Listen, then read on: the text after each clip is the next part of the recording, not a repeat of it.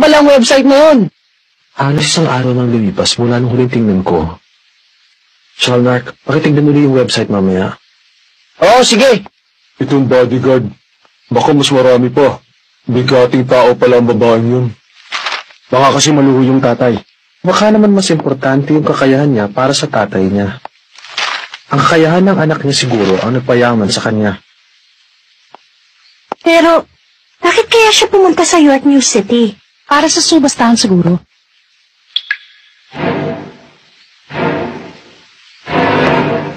Pinuno?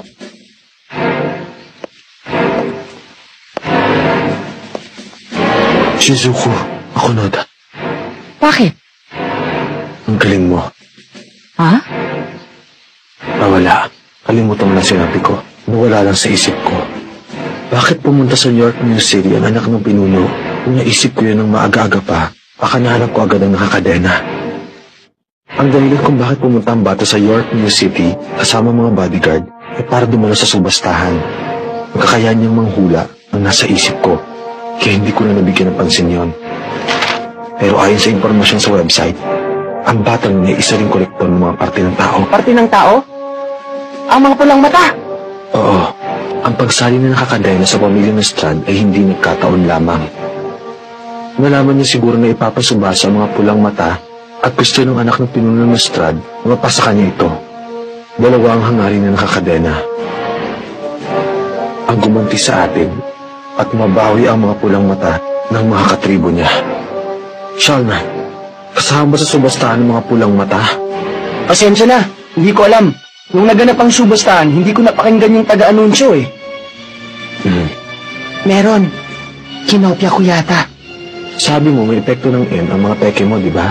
Malalaman mo ba kung saan ang mga peking mata na ginawa mo? Kung mahawakan ko yung mga totoo.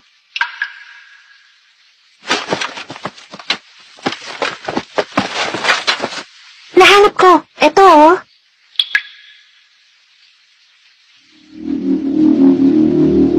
Alam ko na. Yung mga katulad nito ay nasa direksyon na yun. 5,000 at 500 metro ang layo. Nandun ang hangal na nakakadena. Pag madali ka, kagabi ko ginawa yung kopya. Pagkalipas ng mga ilang oras, mawawala na yun. May mapa ka ba? Eto. 5,500 metro. Ang Bechitakel Hotel. Pinuno! Ako nang pupunta. Pakiusap. O sige. Sandali lang. May kondisyon ako. Ako ang magiging kasama mo. Yes, basta ikaw, boss! Ako Noda, Shalnark, Shizuku. Sumama rin kayo. At kayong dalawa. Shalnark, magpalit kayo ni Kortopi. Opo!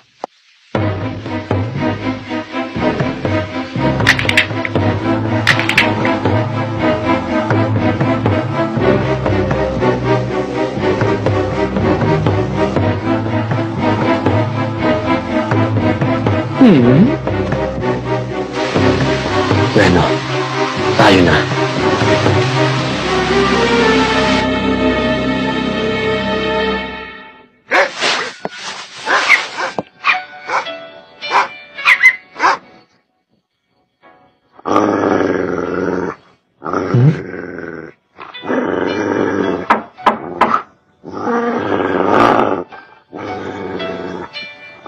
Sino yan? Room service!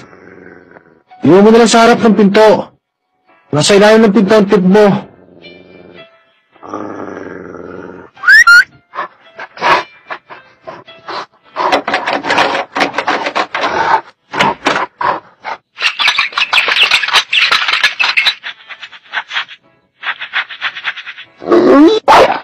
Sige, sabay tayo.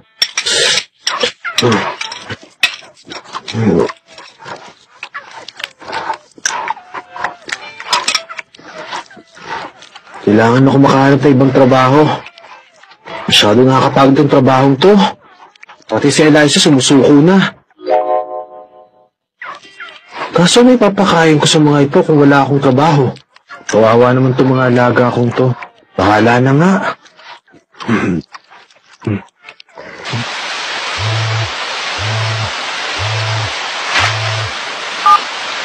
Hello?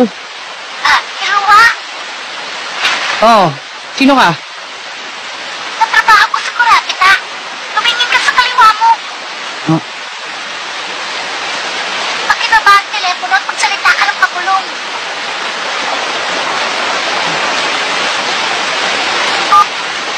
Taas mo yung paano kamay. Ha? Talas ng pandinig! Nakakabilib!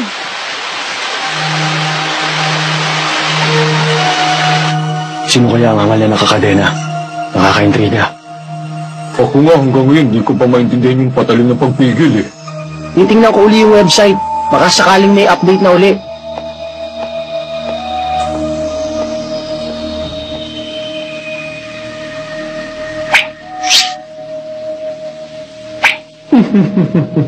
Hindi nakabaon sa akin ang patalim ng pagpigil. Panilin lang lamang yun. Kundi ba naman kayo mga uto-uto?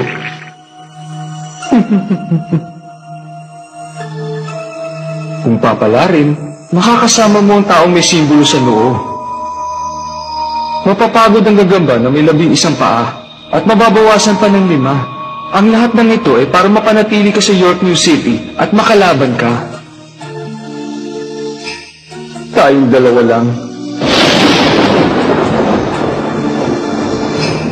At siguradong ako lamang ang magwawakas sa buhay mo. Tandaan mo yan.